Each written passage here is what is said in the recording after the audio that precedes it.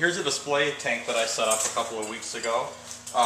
We used to breed bearded dragons in fairly large numbers, and I kind of got away from that over the past couple of years, but bearded dragons are kind of one of the things that really got me started in this, so I decided I always wanted to have some in the building.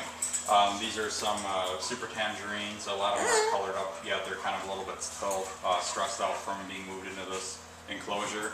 But basically just a desert setup and a real nice tank and stand.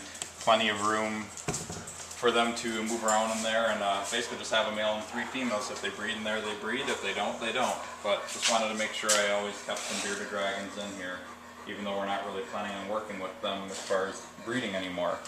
The other thing I have is where I really got my start from, and these are the giant day geckos. I got my first pair of giant day geckos back in 1992. I bought them from Twin Cities Reptiles, and I've always had day geckos here. Haven't really been breeding them very much for the past 5 or 6 years. Back in the mid 90s when I first started out, I produced quite a few of them.